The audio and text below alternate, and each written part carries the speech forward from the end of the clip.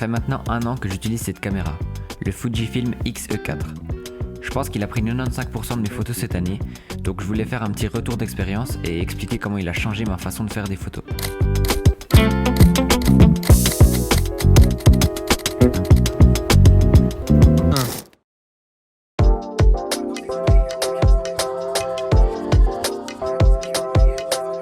Un des points qui m'a tout de suite poussé à prendre ce modèle, c'est son design. Il a un look assez rétro avec sa couleur métal et noir, et puis il est plutôt discret. En plus, le fait qu'il ait des roues de réglage rend l'utilisation plus analogue et rappelle un peu le mode de fonctionnement d'un appareil argentique. Il n'y a pas beaucoup de boutons, donc on ne se perd pas dans les réglages et on peut se concentrer sur l'expérience du shooting.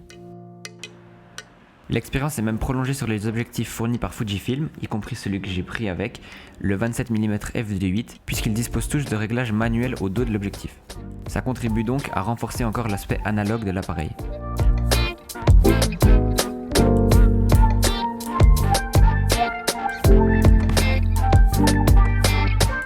En parlant de réglages, parlons du menu. Il est bien organisé et intuitif, beaucoup plus que les menus des caméras Sony que j'utilise pour filmer ces vidéos. En plus, les boutons et les interactions avec l'écran et le menu sont tous personnalisables, donc on a un appareil qui nous correspond vraiment. Par exemple, une de mes fonctions favorites, c'est l'affichage des images en grand et sans aucune information au dos de l'appareil.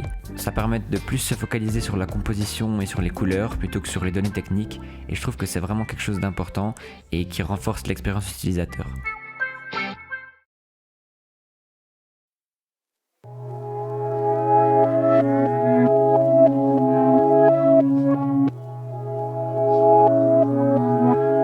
Un autre point fort de cette caméra, c'est son format. Je voulais pas quelque chose qui m'encombre car je savais que sinon je le prendrais pas avec moi. Il fait à peu près la même taille que mon iPhone et l'objectif 27 mm f2.8 n'est pas très épais, donc ça le rend super portable. Sa petite taille était donc parfaite et puis ça m'a poussé à l'emmener partout avec moi. Je pense que c'est quelque chose de très important dans une caméra parce que plus on l'a sur nous, plus on a envie de shooter et donc plus on va faire d'images. La photo c'est quelque chose qui s'améliore en se pratiquant, donc je pense que c'est toujours bien.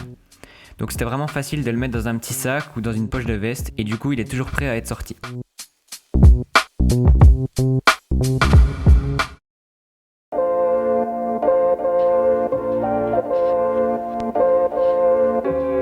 Le point le plus important pour moi, c'est les simulations de pellicule, les film simulations.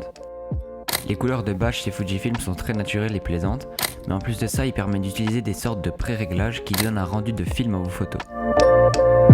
En fouillant un peu dans les réglages, on est capable de recréer quasiment parfaitement un rendu de pellicule. La communauté Fuji est toujours très active et ça rend ça plus facile, surtout avec l'application Fuji X Weekly. C'est une application qui regroupe les réglages à mettre dans sa caméra pour avoir certains looks précis. On y trouve la plupart des pellicules connues et de nouvelles sont ajoutées régulièrement.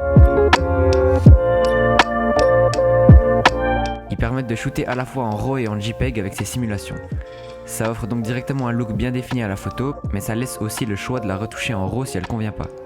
Moi j'ai toujours été satisfait par les images JPEG et je les adore car ça m'évite de passer du temps à retoucher les photos et à me perdre dans des curseurs et des chiffres. Du coup ça rapproche encore plus de l'expérience de l'argentique puisque les photos sortent directement avec le look désiré.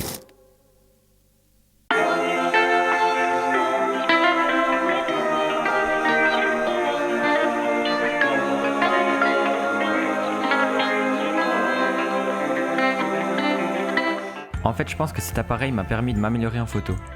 Les réglages analogues m'ont permis de comprendre plus facilement les rouages de l'exposition et de la mise au point, et son design m'a poussé à l'emmener partout avec moi, surtout avec sa petite taille qui le rend discret et qui m'a facilité la vie pour la photo de rue.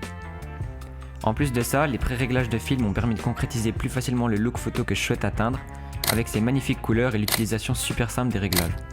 Bref, je pense que Fuji a vraiment réussi son coup avec ce produit, et j'encourage tout le monde à le tester une fois pour comprendre à quel point il est génial.